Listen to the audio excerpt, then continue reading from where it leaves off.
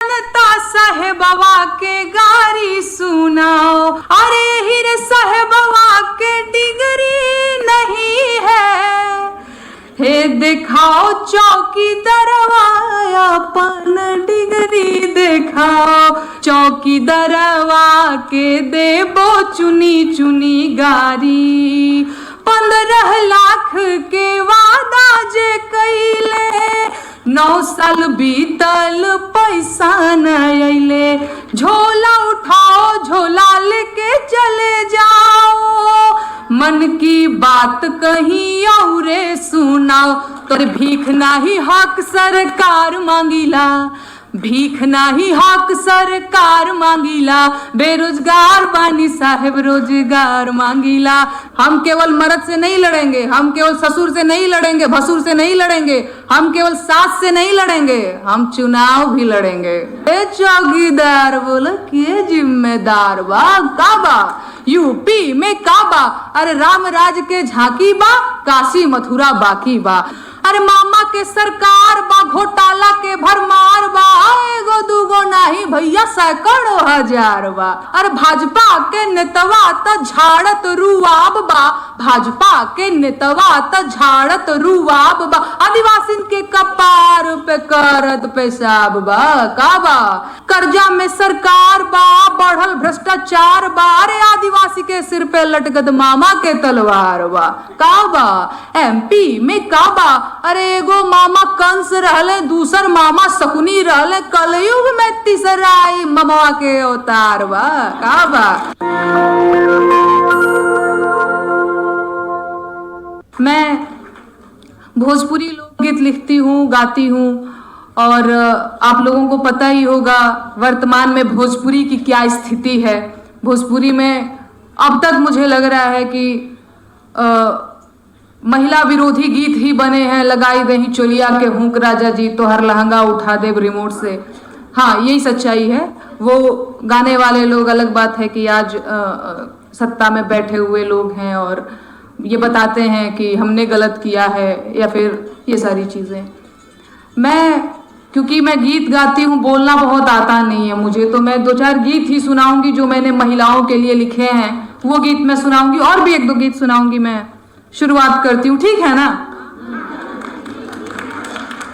अच्छा, मैं बहुत कॉन्फिडेंट देखने की एक्टिंग कर रही हूँ, पर अंदर से हाथ हो रहा है मेरा, यही सच्चाई है। मतलब मैं ये जेन्युइन बात बोल। अच्छा, एक और बात जो मेरे मन में थी, जब भी इस तरीके से कोई महिलाओं का संगठन होता है, महिलाओं का सम्मेलन होता है, तो वहां जाने के लिए मैं सच में बड़ी एक्साइटेड होती हूँ। मुझे लगता है कौन क्या पहना होगा, उनका साड़ी कैसा लागत रहे, उनका हेयर स्टाइल कैसा था, उन्होंने कैसा टैटू कराया था। अच्छा, ये मेरे मन की बात है। लेकिन भोजपुरी से आती हूँ, मैं बिहार से आती हूँ, मैं भोजपुरी गीत गाती हूँ। वहाँ की गांव देहात की एक महिला जो बहुत फ्रस्ट्रेट है, उसके बेटे की नौकरी नहीं लग रही है, पति बेरोजगार है और उसको समझ में नहीं आ रहा क्या करना है। गांव में भी 1-2 बीघा खेत बाड़ी है, समझ में नहीं आ रहा है। बस उसको इतना पता है कि 2014 में कोई आया था और बड़ी बड़ी बातें करके गया था, और अभी 2023 आ गया, कुछ हुआ नहीं। उसके मन के भाव क्या है मैंने भोजपुरी में लिखे हैं, मैं सुना रही हूं।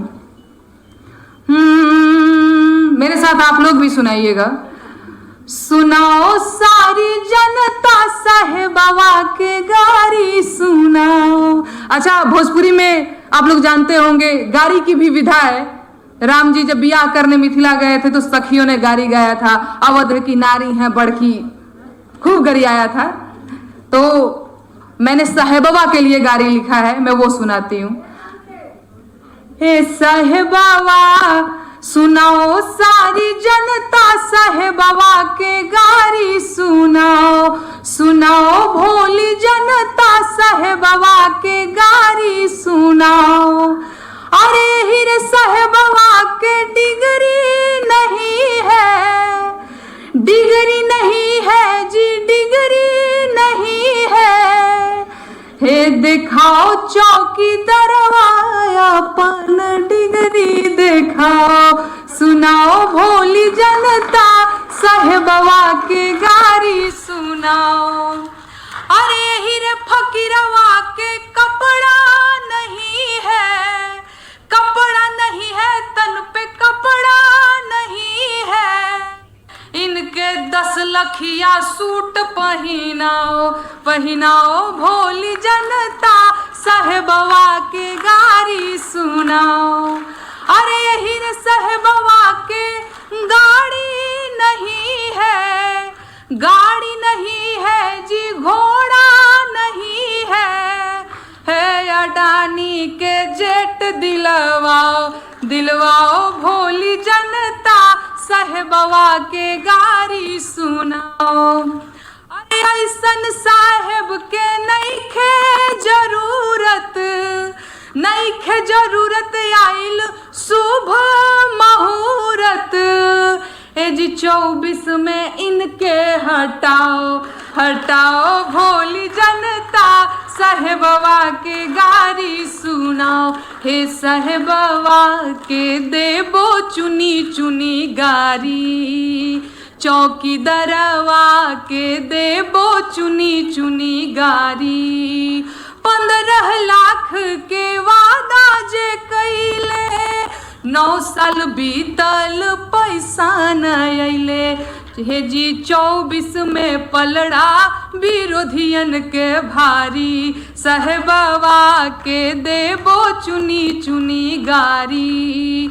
झोला उठाओ झोला लेके चले जाओ, मन की बात कहीं औरे सुनाओ। तो हर 24 में ढील होइला मरदारी, साहेबवा के देबो चुनी चुनी गारी। 14 में गोवाइल फकीर हो, 2 करोड़ नौकरी के खिंचलस लकीर हो। ए जी नौकरी ना चकरी बढ़ल बेरोजगारी, साहेबवा के देबो चुनी चुनी गारी। एक और गीत सुनाती हूँ। अरे भीख नाही हक सरकार मांगीला, भीख नाही हक सरकार मांगीला। बेरोजगार बानी साहेब रोजगार मांगीला, बेरोजगार। अच्छा इतना सोफिस्टिकेटेड बनने की जरूरत नहीं है, थाली भी नहीं बजा रहे गुनगुना भी नहीं रहे आप लोग। ऐसे तो ऐसे में कैसे गा पाऊंगी महाराज, थोड़ा ऊर्जा दिखाइए आप लोग भी। अरे भीख नाही हक सरकार मांगीला, भीख नाही हक सरकार मांगीला। बेरोजगार बानी साहेब रोजगार मांगीला। अरे 2 करोड़ नौकरी देवे के रहे वादा, कहत रहल कि रोजगार मिली ज्यादा। सुना नून तेल पैसा ना उधार मांगीला, खेत बाड़ी जमीन ना बधार मांगीला। बेरोजगार बानी साहेब रोजगार मांगीला। अरे पढ़त पढ़त आप लोगों के लिए जो नौजवान बैठे हुए हैं, अरे पढ़त पढ़त झरी गईले चानी पर के बार, नौकरी कहिया मिली। अरे पढ़त पढ़त झरी गईले चानी पर के बार, नौकरी कहिया मिली। दूलरुआ बबुआ भैले भार, नौकरी कहिया मिली। अरे भीख नाही हक सरकार मांगीला, भीख नाही हक सरकार मांगीला। बेरोजगार बानी साहेब रोजगार मांगीला। अरे देश के इकोनॉमी के बैठ गईल भट्ठा, आँख खोल देख मलिकार हुए झूठा। खेत बाड़ी जमीना बधार मांगीला, बेरोजगार बानी साहेब रोजगार मांगीला। अरे उमर अधी आइल भइल जवानिया बेकार, नौकरी कहिया मिली। उमर अधी आइल भइल जवानिया बेकार, नौकरी कहिया मिली। नवहा धुने ले का पार, नौकरी कहिया मिली। एक बार मैं बोलूंगी, हमके चाहिए ना कुछ और, तो आप लोग रोजगार चाहिए बोलिएगा, ठीक है? मेरा साथ दीजिएगा। हमके हमके हमके चाहिए ना कुछ और, रोजगार चाहिए। हमके चाहिए ना कुछ और, रोजगार चाहिए। हमके चाहिए ना कुछ और, रोजगार चाहिए। इतना धीरे ही अपने घर पे बोलते कि खा पी के नहीं आए हैं आप लोग। हमके चाहिए ना कुछ और, रोजगार चाहिए। हमके चाहिए ना कुछ और, रोजगार चाहिए। बहुत धन्यवाद। बहुत कम मन से सुन रहे हैं आप लोग, लेकिन कोई बात नहीं। मैं, क्योंकि ये महिलाओं का मंच है, तो मैंने एक गीत और लिखा है। सास पतो एक दिन झगड़ा कर लिए तो सास ने कहा कि बहुत लड़ाकिन बड़ू तू, बहुत चढ़बाक बड़ू तू। भोजपुरी में ऐसे ही बोला जाता है, अगर आप लोग भोजपुरी समझते होंगे तो हमारे लिए तनी ढीठ पतो हो रहल हुई। तो उसने बोला कि हम खाली मर्दे ले झगड़ा ना करब, हम केवल मर्द से नहीं लड़ेंगे, हम केवल ससुर से नहीं लड़ेंगे, भसुर से नहीं लड़ेंगे, हम केवल सास से नहीं लड़ेंगे, हम चुनाव भी लड़ेंगे। कहती है कि गहना और कान में कबाली, नथिया, मनटिक्का के बीच में हमको मत बांधिए, ये सब गुलामी है, ये सब बेड़िया है, इसको सब बेच दीजिए, खेत बाड़ी रहन रख दीजिए, हम प्रधानी लड़ेंगे, या ऐलान कर दीजिए गांव में। कहती क्या है, मैंने गीत लिखा है आज से 1.5 साल पहले लिखा था, आप लोग सुनिएगा। अरे गहना बेचदा, गुड़िया बेचदा, हरवा बेचदा, चूड़िया बेचदा, खेतवा धाईदार हन बलम परधानी लाड़ब, पिया हो परधाइन बानब। गहना बेचदा, गुड़िया बेचदा, हरवा बेचदा, चूड़िया बेचदा, खेतवा धाईदार हन बलम परधानी लाड़ब, पिया हो परधाइन बानब। मन में का भाव बा? अरे जितला के बाद हमार बैंकवा के खाता चरचराई हो।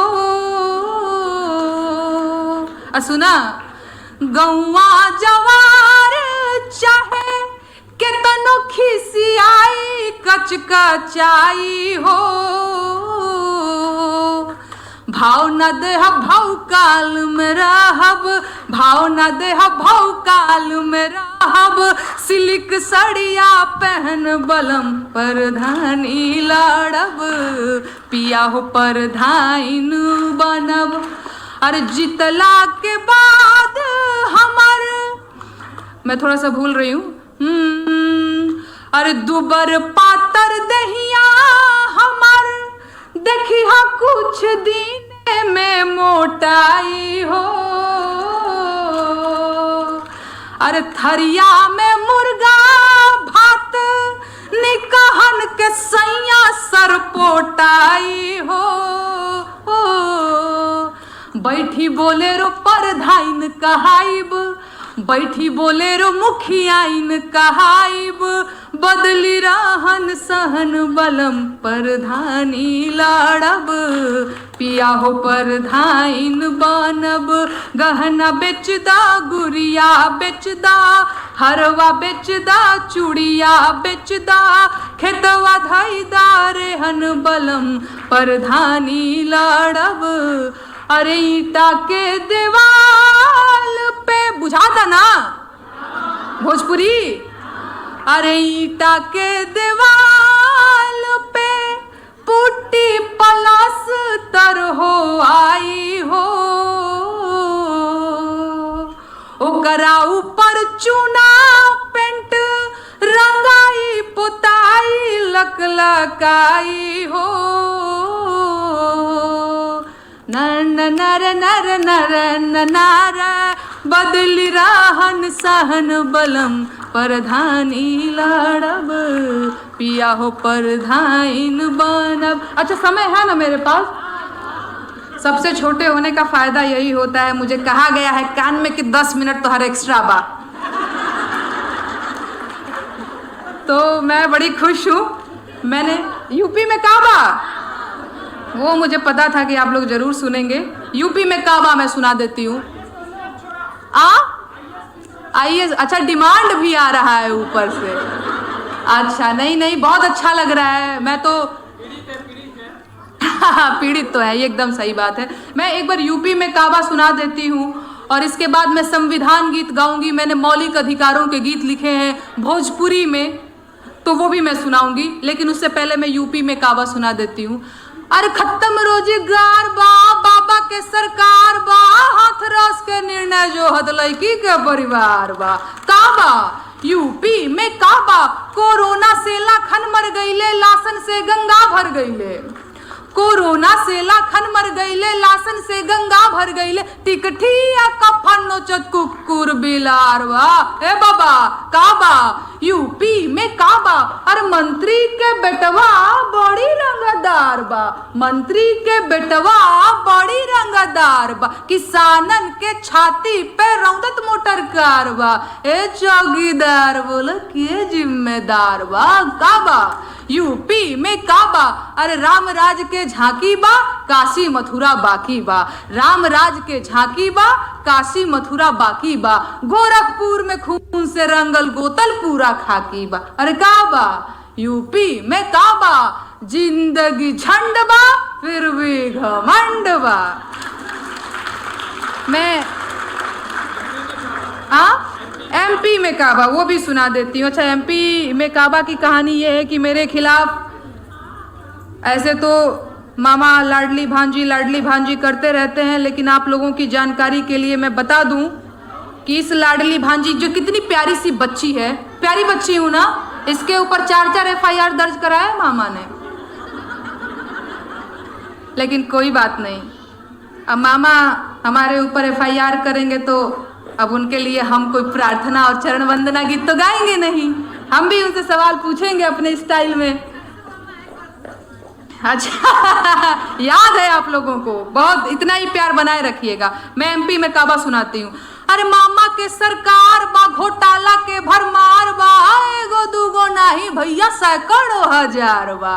काबा एमपी में काबा, अरे भाजपा के नेतवा त झाड़त रुआब बा, भाजपा के नेतवा त झाड़त रुआब बा, आदिवासिन के कपार पे करत पेशाब बा। काबा एमपी में काबा, अरे एमपी वाले मामा जी के करतूत निराला बा, एमपी वाले मामा जी के करतूत निराला बा, अरे महाकाल अरे पटवारी ये जी पेंशन अब व्यापक घोटाला बा। काबा एमपी में काबा, अरे भांजा बेरोजगार बा, नौकरी के इंतजार बा, 16 माह से सड़क पे बैठल एमपी के होनहार बा। काबा एमपी में काबा, लाडली बहना शिक्षा मांगे मांगे रोजगार बा, बाकी 1000 मामा के परिवार बा। काबा एमपी में काबा, कर्जा में सरकार बा, बढ़ल भ्रष्टाचार बा, अरे आदिवासी के सिर पे लटकत मामा के तलवार बा। काबा एमपी में काबा, अरे एगो मामा कंस रहले, दूसर मामा शकुनी रहले, कलयुग में तीसराई ममवा के अवतार बा। काबा एमपी में काबा। इसमें हालांकि मैंने पार्ट 2 पार्ट 3 भी लिखा है, लेकिन मैं एक मौलिक अधिकारों के गीत सुनाती हूँ। मैं जहां भी जाती हूँ मुझे लगता है कि मेरे इस गीत को कम सुना गया, इसीलिए मैं जिस मंच पे जाती हूँ उस मंच पे जरूर सुनाती हूँ। अच्छा, कुछ लोगों को लगता है कि मैं सिर्फ जो बीजेपी शासित राज्य है वहाँ पे मैं काबा लिखती हूँ और गाती हूँ, कई लोगों को लगता है कि मैं भाजपा विरोधी हूँ, लेकिन मैं ये समझती हूँ कि जो आलोचना है वो लोकतंत्र का साबुन है। सरकार किसी की भी हो, आलोचना होती रहनी चाहिए। अगर हम आलोचना नहीं करेंगे, बस सरकार की जय जयकार और वाहवाही करेंगे, सरकार बहादुर की जय, तो भेड़ बकरियों की तरह हाँक दिए जाएंगे हम लोग। हाँके जा भी रहे हैं और आगे भी बहुत बुरा स्थिति होने वाला है। उससे पहले कि संभल जाइए और सवाल करना सीखिए।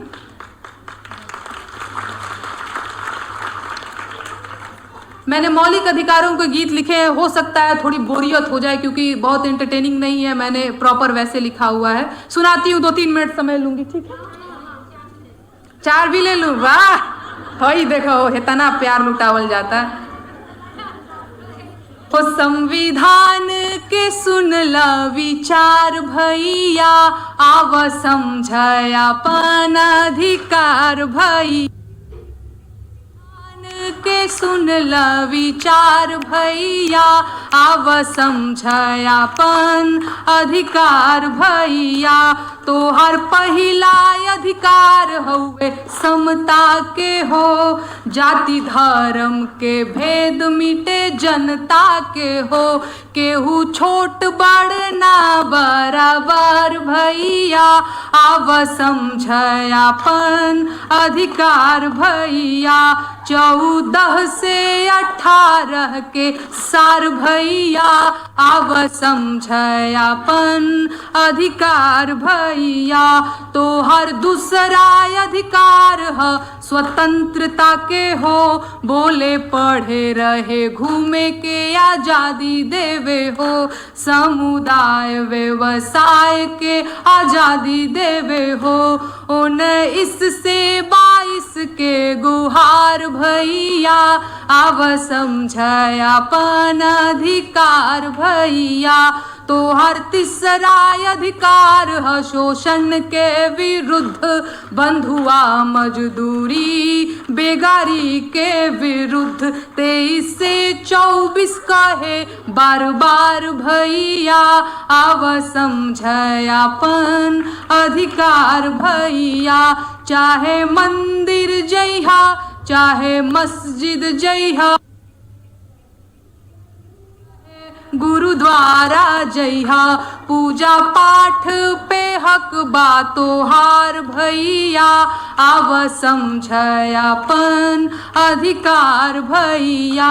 भाषा बच जाए कल्चर तोहार, माइनॉरिटी लोगन के हित के विचार। एहो 29 से 30 के पुकार भैया आव समझयापन अधिकार भैया। तो हर घर से भइल घर केहू गिरफ्तार, 24 घंटा में कचहरी करे खुद विचार। 32 से 35 के जुगाड़ भैया आव समझयापन अधिकार भैया। Thank you. ये गीत मैंने उनके लिए लिखा हुआ है जिनके सिलेबस में कई बार ऐसा होता है ना कि आज हम लोग टेक्निकल डिग्री के पीछे भाग रहे हैं, इंटर किया, बीटेक कर लिया और ये सारी चीज़ें, फिर बेंगलोर चले गए, बम्बई चले गए नौकरी के लिए और संविधान को जानने का मौका नहीं मिला। या फिर मैं गांव से आती हूँ, मैं बिहार से आती हूँ, मैंने कहा पहले भी मैं भोजपुरी भाषा बोलती हूँ। वहाँ पे मैंने देखा है आज भी महिलाओं को अपना हक नहीं पता है। तो मैंने सोचा कि अपनी लोकल भाषा में, मैं भोजपुरी भाषा में उनके अधिकारों की बात करूं, तो इसलिए मैंने ये गीत लिखा था। बाकी क्योंकि अब ये महिलाओं का मंच है, एक और गीत सुनाऊंगी, इसके बाद मैं विदा ले लूंगी। बहुत सारे लोग इंतजार कर रहे हैं, मुझे पता है, मन ही मन सोच रहे हैं अरे आईबू कि कतना बोलबू। एक और गीत मैं सुनाऊंगी, एक प्रसूता स्त्री का दर्द सुनाऊंगी, क्योंकि मुझे पता है कि स्त्रियों का दर्द गायब हो जाता है, कहीं लिखा भी नहीं जाता है यार। तो वो मैंने सोचा कोरोना लॉकडाउन के टाइम पे एक महिला ने बीच सड़क पे एक बच्चे को जन्म दिया और इसके बाद 165 किलोमीटर लंबी दूरी तय करके, मुझे नहीं पता कोरोना के आंकड़े छुपा दिए जाएंगे, क्या होगा क्या नहीं होगा, लेकिन अगर लोकगीत में उस प्रसूता स्त्री का दर्द रहेगा तो वो आगे तक चलता रहेगा। लोगों को पता, लोकगीत के माध्यम से कम चलेगा जरूर कि ये भी हुआ था कोरोना के टाइम पे। मैं एक गीत सुनाती हूँ, एक महिला का दर्द सुनाती हूँ। सड़क पे एक बच्चे को जन्म दिया है। मैं बिहार के एक छोटे से गांव से हूँ और मैं वहाँ टीवी पे देख रही थी कि ये चीज़ें हो रही हैं और मैं सोच रही थी कि जैसे हमारे घर में भौजाइयों को लड़का होता है, लड़की होती है तो सोहर सुनाया जाता है, उस सौरी में बाड़ी, छठी में बाड़ी, तो सोहर खिलौना गाया जाता है। लेकिन बीच सड़क पे उसके लिए कोई सोहर खिलौना नहीं गाने वाला है। तो मैंने सोचा पता नहीं वो मेरा वीडियो देखी होंगी, नहीं भी देखी होंगी, लेकिन मैंने उनके लिए एक सोहर लिखा था। मैं सोहर आप लोगों को सुनाती हूँ। आरे उठला दरदिया कमरिया में, बीचे रे बजरिया में हो, ललना लाज लागे हमारी नजरिया में, देखे लोग बजरिया में हो। अरे अटकल परान अध जल में, अरे सभवा सकल में न हो, ललना गाढ़े विपतिया के पाल में, होरी लाजाना माल हो, राजा जी लाज लागे हमारी नजरिया में, देखे लोग बजरिया में हो।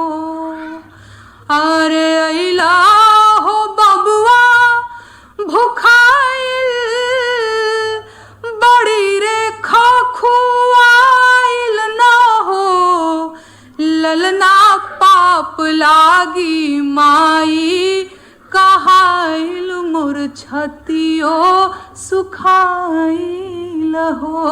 ललना लाज लागे हमारी नजरिया में, देखे लोग बजरिया में हो। अरे उठेला दरदिया कमरिया में, बिचेरे बजरिया में, ललना लाज लागे हमारी नजरिया में, देखे लोग बजरिया में हो। अच्छा, एक और सोहर याद आ गया है, सुना दूं क्या? एकदम छोटे बच्चे की तरह कर रही हूँ ना मैं। नहीं मतलब मैं समझ पा रही हूँ कि मैं ऐसा क्यों कर रही हूँ। जब आप बैठी हो तो भाई मेरा बच्चा बन जाना ठीक है ना। एक और सोहर सुनाऊंगी मैं।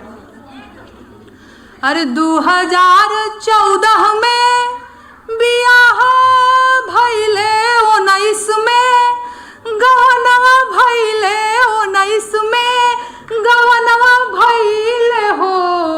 ललना 6 साल भइले, बियाह के बिकसवना जनमाल हो। ललना 6 साल भइले, बियाह के बिकसवना जनमाल हो। बिकसवा काहे नहीं जन्म ले? अरे राजा जी साथ रहेंगे तब न कुछ बात होगी। अरे में राजा जी जापान घूमे फरवरी, फ्रांस घूमे फरवरी, फ्रांस घूमे हो। ललना बरहो मास घूमे ले, विदेशवा बिकसवना जनमाल हो। और हमने बहुत जो है ओझा गुनी को भी दिखाया।